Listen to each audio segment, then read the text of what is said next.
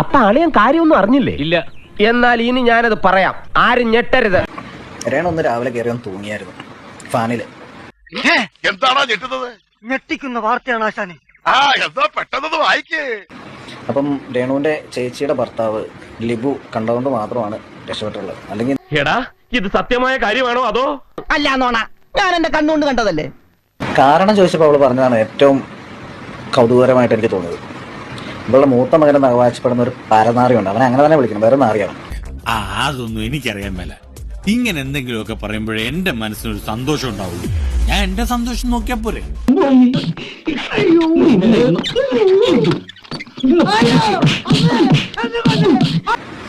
അവൻ ഇന്നലെ ഒരു വീഡിയോ ഇട്ടു, അത് കണ്ടിട്ടുള്ള ഒരു മാനസിക ബുദ്ധിമുട്ടുകൊണ്ടാണ് അത്ര അവള് തൂങ്ങിയത്.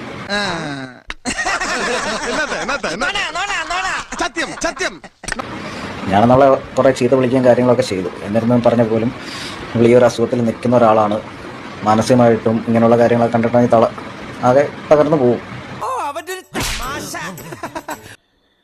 രാവിലെ ഒന്ന് തൂങ്ങിയായിരുന്നു എന്നുള്ളതാണ്. തൂങ്ങി നിൽക്കുകയായിരുന്നു. ലിബു കണ്ടതുകൊണ്ടാണ് രക്ഷപ്പെട്ടത് എന്നാണ് പറയുന്നത്. ഇവൻ പറയുന്നത് വിശ്വസിക്കരുത്. ഇവൻ ഭക്ഷണം കഴിക്കാനും കള്ളം പറയാനും മാത്രമാണ് വാ തുറക്കുന്നത്. ഇതൊക്കെ വിശ്വസിക്കണമെങ്കിൽ നീ വിശ്വസിക്കുമായിരിക്കും. സത്യം പറഞ്ഞു കഴിഞ്ഞാൽ 1% പോലും ഇതില് സത്യം കാണത്തില്ല. കാരണം രേണു സുധിയാണ്. എനിക്ക് മുമ്പ് സംസാരിച്ച മഹത് വ്യക്തിയുടെ അഭിപ്രായങ്ങളോട് 100% ഞാൻ യോജിക്കുന്നു. രേണു സുധി തൂങ്ങി ആത്മഹത്യക്ക് ശ്രമിച്ചു അല്ലേ? നമ്മളത് വിശ്വസിക്കണം. ആണോ? ആക്കിയതാണല്ലേ, ഞാൻ ഊഹിച്ചു. ഭീഷണിപ്പെടുത്തിയതായിരിക്കാം. ഇത് കൃത്യമായിട്ട് ഈ പറയുന്ന കിച്ചുവിനെതിരെയുള്ള, കിച്ചുവിനെ കൊണ്ട് സൈബർ അറ്റാക്കിന് ഇട്ട് കൊടുക്കാനുള്ള ഒരു തന്ത്രം മാത്രമാണ് എന്നുള്ളത്. ഞാൻ നിങ്ങളുടെ ഫാമിലിയുടെ ബാക്ക്ഗ്രൗണ്ട് അന്വേഷിച്ചു. മോശം എന്ന് പറഞ്ഞാൽ മോശം അഭിപ്രായം കുടുംബത്തെ പറ്റി നാട്ടുകാർക്ക്. തൂങ്ങി കെട്ടവത്ത് വിട്ട് ഹോസ്പിറ്റലിൽ വന്ന് അപ്പൊ തന്നെ ഇപ്പൊ വീട്ടിലുണ്ട് സുഖം. ഒരു കയ്യബദ്ധം നാറ്റുകരുത്. ഇനി തോന്നിയാസം പറഞ്ഞു നടന്നാലുണ്ടല്ലോ നാട്ടിലടിച്ചാൻ സൂപ്പാക്കും. എന്തു വേണ ചെയ്തോ, പക്ഷെ ദേഹോപദ്രവം ഏൽപ്പിക്കരുത്. പഞ്ചഭാവോ കണ്ടാ മനസ്സിലാവും. പലരും അന്വേഷിച്ചപ്പോൾ അങ്ങനെ ഒരു സംഭവം ഇല്ലെന്നാണ് അവര്. പക്ഷെ യവൻ അറിഞ്ഞു. കാരണം യവൻ അവന്റെ ആത്മാർത്ഥ സുഹൃത്താണല്ലോ.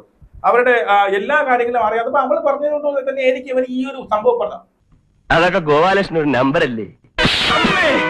ഇത് എന്റെ ഒരു നമ്പറാ. അതിൽ വേണ്ട തെണ്ടി. അമ്മയുടെ ഇത് വെൽ പ്ലാന്റഡ് ആണ്. ഈ ആരെ കിച്ചുവിനെതിരെയുള്ള കിച്ചു ഇങ്ങനെ പറഞ്ഞത് കൊണ്ട് ആത്മഹത്യക്ക് ശ്രമിച്ചു രേണു സുധി.